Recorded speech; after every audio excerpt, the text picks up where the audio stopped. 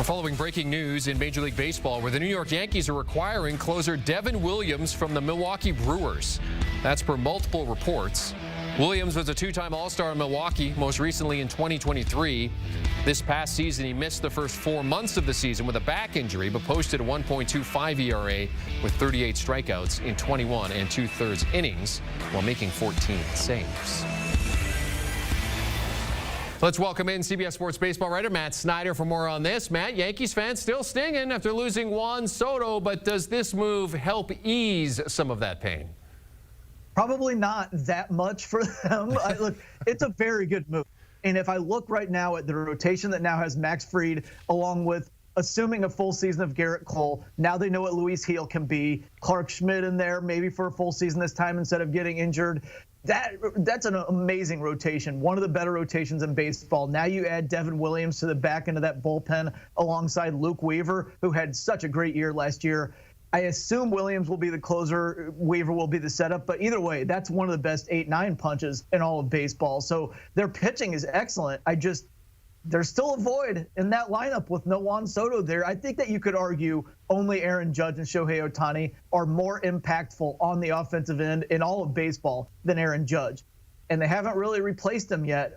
So let's see. Is it Kyle Tucker? Is it Cody Bellinger and more? We'll see. But I think they've done a good job so far in picking up the pieces, but it's incomplete because they still need to replace at least some of Juan Soto's production. So for the Brewers, they still have Freddie Peralta at the top of the rotation, and Brandon Woodruff is expected to come back. Where does Nestor Cortes figure into things as the other part of this deal?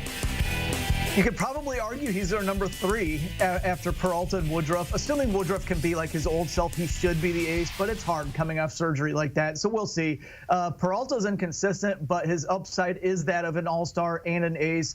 Aaron Savale is in that rotation. Tobias Myers is in that rotation. It's actually a sneaky good rotation for the Brewers. Not a ton of huge names in there. But the thing about the Brewers is, and this is why they're able to trade Devin Williams 1 year before free agency, the same way that they traded Josh Hader, which is what elevated Williams into that closer role. It's their pitching infrastructure is so good. They get the most out of pitchers. I think this is an excellent landing spot for Nestor Cortes. A little less fanfare there in Milwaukee, but getting into that infrastructure there, I think he's in line for a great year, and the Brewers have a very good rotation. We'll see how they pick up the pieces in the bullpen, but Trevor McGill last year, when Williams was hurt, was one of the better closers in baseball. I expect the Brewers to continue to be great at pitching development, so this is a very good spot for Cortes. So, Matt, it seems like, on both sides of this trade, you're thinking that maybe it's a win-win situation. How would you grade this trade? Yeah, I think so. I haven't had much time to digest it. I only heard about it 10 minutes ago, but I really, really like it for both sides. So I'm willing to throw an A out there and maybe be wrong, and maybe I'm too aggressive here, but I feel like when you're the Brewers and you know that you want to get rid of Devin Williams 1 year in front of free agency, you know that you can replace him again. The same way they replaced Hader with Williams. They'll have McGill jump in there. They know how good they are at that, but they also won the division last year, and then were so close to winning the wild card series and advancing, and lost in the last inning with a Pete Alonso home run.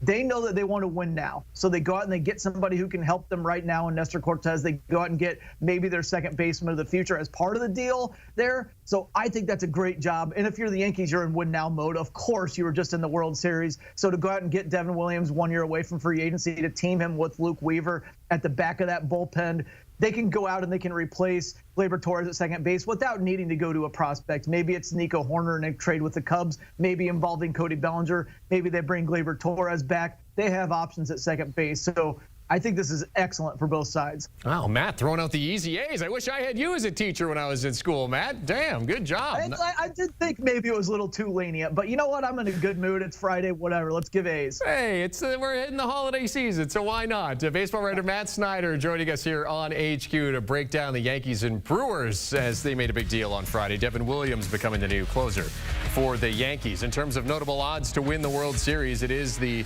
reigning champions Dodgers at +370. Then you have the Yankees next at +750, Braves at 8-1, Mets and Juan Soto sitting at 9-1.